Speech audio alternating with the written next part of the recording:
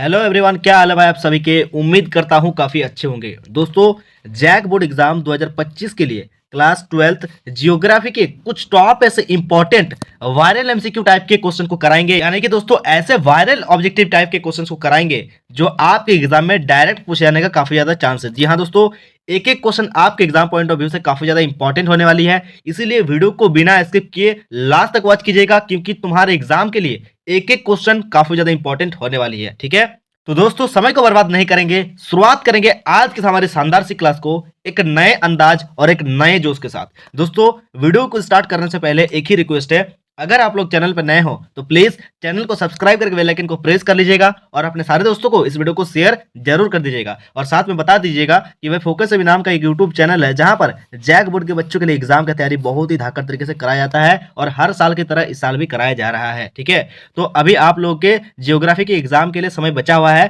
तो अभी आप लोगों के लिए भरपूर मात्रा में वीडियोस अपलोड होंगी। तो हर एक वीडियो को वॉच करके जाना है, चाहे ऑब्जेक्टिव का वीडियो हो चाहे सब्जेक्टिव का वीडियो हो। ठीक है, सब कुछ यहाँ पर आप लोगों को मिलने वाली है और सब इंपॉर्टेंट क्वेश्चन होगा। मैं आप लोगों को एक भी ऐसा फालतू क्वेश्चन नहीं बताऊंगा जो तुम्हारे एग्जाम के लिए इंपॉर्टेंट नहीं होगा। ठीक है, तो सारा क्वेश्चन इंपॉर्टेंट है। तो चलो आओ आज की वीडियो की शुरुआत करते हैं क्वेश्चन नंबर 1 के साथ। तो चलिए सबसे पहले हम लोग देख लेंगे हमारे क्वेश्चन नंबर 1। क्वेश्चन नंबर 1 हमसे यहाँ पर पूछ रहा है कि मानव भूगोल, क्रियाशील मानव और स्थायी पृथ्वी के परिवर्तन से संबंधों का अध्ययन अध्ययन है, यह किसने कहा। यहाँ पर क्या हो जाएगा दोस्तों, इसका एक का ऑप्शन नंबर बी एकदम बिल्कुल राइट आंसर हो जाए। कुमारी सेम्पल, क्योंकि दोस्तों कुमारी सेम्पल ने कही थी कि मानव भूगोल, क्रियाशील मानव और स्थायी पृथ्वी के परिवर्तनशील संबंधों का अध्ययन है। ठीक है, चलिए अब हम लोग देख लेंगे क्वेश्चन नंबर 2 को। क्वेश्चन 2 हमसे यहाँ पर पूछ रहा है, बहुत ज्यादा इंपॉर्टेंट क्वेश्चन है जियोग्राफी का। क्वेश्चन नंबर 2 हमसे यहाँ पर पूछ रहा है कि निम्नलिखित में से कौन सा एक विरल जनसंख्या वाला क्षेत्र नहीं है। तो विरल जनसंख्या वाला क्षेत्र कौन नहीं है आपको बताना है। तो कौन नहीं है दोस्तों, दक्षिण पूर्व एशिया। ठीक है, साउथ ईस्ट एशिया। चलिए हम लोग देख लेंगे क्वेश्चन नंबर 3 को। बहुत ज्यादा इंपॉर्टेंट क्वेश्चन है। क्वेश्चन नंबर 3 यहाँ पर पूछ रहा है कि प्रतिकर्ष अपकर्ष कारक उत्तरदायी यहाँ पर आपको बताना है कि push and pull factor is responsible, किसके लिए रिस्पॉन्सिबल होता है आपको बताना है। तो आपके पास ऑप्शन है प्रवास के लिए, या फिर भू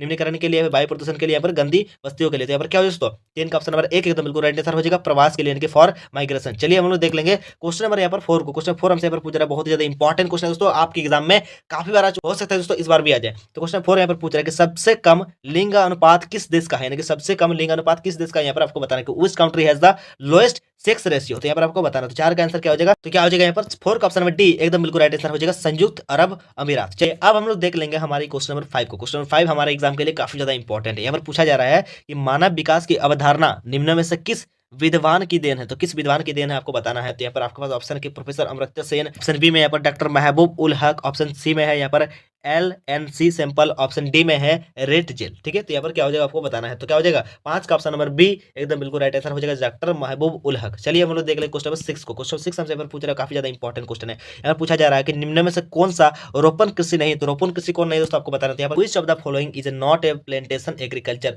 तो यहाँ पर आपके पास ऑप्शन है कॉफी, ऑप्शन बी में है गन्ना मतलब शुगर केन, ऑप्शन सी में है गेहूं, ऑप्शन डी में है रबर। तो क्या हो जाएगा 6 का ऑप्शन नंबर सी एकदम बिल्कुल राइट आंसर हो जाएगा गेहूं। ठीक है, चलिए अब हम लोग देख लेंगे क्वेश्चन नंबर 7 को। क्वेश्चन नंबर 7 हमसे यहाँ पर पूछ रहा है कि निम्न में से किस में उच्चतम साक्षरता दर है। Which of the following has the best literacy rate. तो यहाँ पर आपको बताना है। तो क्या हो जाएगा लक्षद्वीप। 7 का ऑप्शन नंबर ए एकदम बिल्कुल राइट आंसर हो जाएगा। चलिए अब हम लोग देख लेंगे क्वेश्चन नंबर 8 को। क्वेश्चन नंबर 8 हमारे एग्जाम के लिए बहुत ही ज्यादा इंपॉर्टेंट है दोस्तों।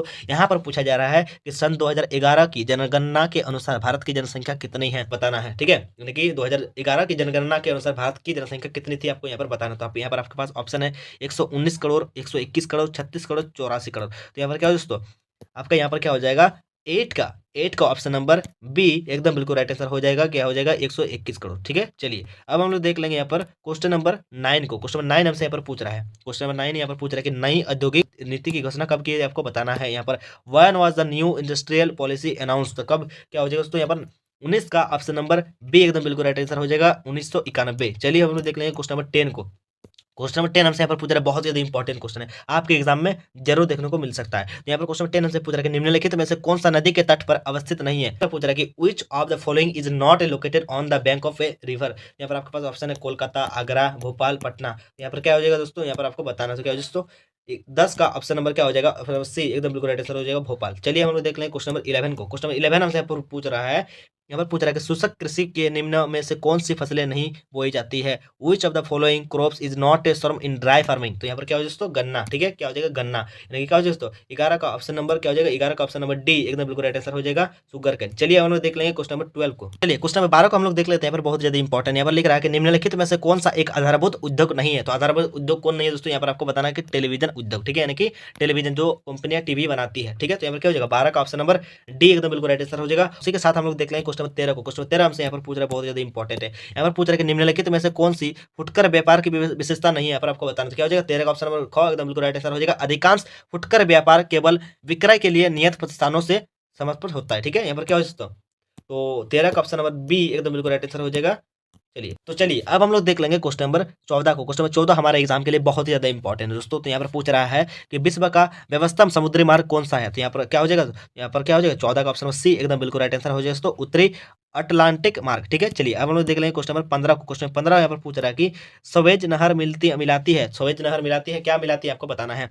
तो 15 का ऑप्शन नंबर ख एकदम बिल्कुल राइट आंसर हो जाएगा, भूमध्य सागर और लाल सागर को। चलिए अब हम लोग देख लेंगे क्वेश्चन नंबर 16 को। क्वेश्चन 16 हमसे यहाँ पर पूछ रहा है कि विश्व व्यापार संगठन का मुख्यालय कहाँ है। विश्व व्यापार संगठन का मुख्यालय कहाँ है, तो कहाँ है दोस्तों, जेनेवा में है। ठीक है, तो यानी कि 16 का ऑप्शन नंबर ए एकदम बिल्कुल राइट आंसर हो जाएगा। चलिए क्वेश्चन नंबर 17 को हम लोग देख लेंगे। यहाँ पर क्वेश्चन पूछ रहा है कि धारावी बस्ती कहाँ अवस्थित है। तो धारावी का बस्ती कहाँ अवस्थित है, तो मुंबई में बस्ती है। ठीक है, चलिए अब हम लोग देख लेंगे क्वेश्चन नंबर 18 को। क्वेश्चन 18 हमसे यहाँ पर पूछ रहा है कि भारत में पूर्ण जनगणना पहली बार कब हुई थी। भारत में जो दोस्तों पूरी जो पूर्ण जनगणना हुई थी वो कब हुई थी, यहाँ पर आपको बताना है। तो कब हुई थी दोस्तों, 1881 में हुई थी। कब हुई थी, 1881, यानी कि 18 का ऑप्शन नंबर ए एकदम बिल्कुल राइट आंसर हो जाएगा। तो चलिए अब हम लोग देख लेंगे क्वेश्चन नंबर 19 को। क्वेश्चन नंबर 19 हमसे यहाँ पर पूछ रहा है कि भारत में नगरीय जनसंख्या का प्रतिशत है, तो कितना प्रतिशत है यहाँ पर बताना दोस्तों। आपका ऑप्शन है 31%, 41%, 51%, 61%। तो क्या हो जाएगा, 19 का ऑप्शन नंबर क एकदम बिल्कुल राइट आंसर हो जाएगा। चलिए अब हम लोग देख लेंगे क्वेश्चन नंबर 20 को। ठीक है, क्वेश्चन नंबर 20 हमारे एग्जाम के लिए बहुत ही ज्यादा इंपॉर्टेंट है। यहाँ पर पूछ रहा है कि निम्नलिखित में से किस राज्य में सर्वाधिक संख्या में अप्रवासी आते हैं। तो यहाँ पर क्या हो दोस्तों, 20 का ऑप्शन नंबर ग एकदम बिल्कुल राइट आंसर हो जाएगा, महाराष्ट्र। तो चलिए दोस्तों अब हम लोग देख लेंगे क्वेश्चन नंबर 21 को। क्वेश्चन नंबर 21 हमसे यहाँ पर पूछ रहा है कि व्यक्तिगत मितव्ययिता, सामाजिक धन की न्यायधारिता एवं अहिंसा व्यक्ति और एक राष्ट्र के जीवन में उच्चतर लक्ष्य प्राप्त करने की कुंजी है। तो यहाँ किसका कथन आपको बताना है, तो किसका कथन दोस्तों, रेटजेल का कथन है। ठीक है, चलिए अब हम लोग देख लेंगे क्वेश्चन नंबर 22 को। क्वेश्चन नंबर 22 यहाँ पर है, यहाँ पर पूछ रहा है कि 2011 की जनगणना के अनुसार भारत की साक्षरता का प्रतिशत है, यानी कि साक्षरता प्रतिशत कितना है, तो आपको बताना है। तो कितना परसेंट था दोस्तों, 74.04% है, 74.04% साक्षरता थी। चलिए क्वेश्चन 23 हमसे यहाँ पर पूछ रहा है, बहुत ज्यादा इंपॉर्टेंट क्वेश्चन है। पूछ रहा है कि वर्ष 2011 की जनगणना के अनुसार भारत की कुल जनसंख्या में नर जनसंख्या का प्रतिशत रहा है, कितना प्रतिशत रहा है दोस्तों, 27.78%। ठीक है, चलिए हम लोग देख लेंगे क्वेश्चन 24 को। क्वेश्चन 24 यहाँ पर पूछ रहा है निम्नलिखित में से कौन सा शैक्षिक नगर का एक उदाहरण है। तो यहाँ पर क्या हो जाए दोस्तों, 24 का ऑप्शन सी एकदम बिल्कुल राइट आंसर हो जाए दोस्तों, पिलानी। ठीक है, चलिए अब हम लोग देख लेंगे क्वेश्चन 25। अब हम लोग देख लेंगे क्वेश्चन नंबर 25 को। क्वेश्चन 25 हमसे यहाँ पर पूछ रहा है कि निम्नलिखित नदियों में से किस नदी में सर्वाधिक पुनः पूर्ति योग्य भूमजल संसाधन है। तो which of the following river has the most reflexible ground water resources. यहाँ पर क्या हो दोस्तों, यहाँ पर आपको बताना है।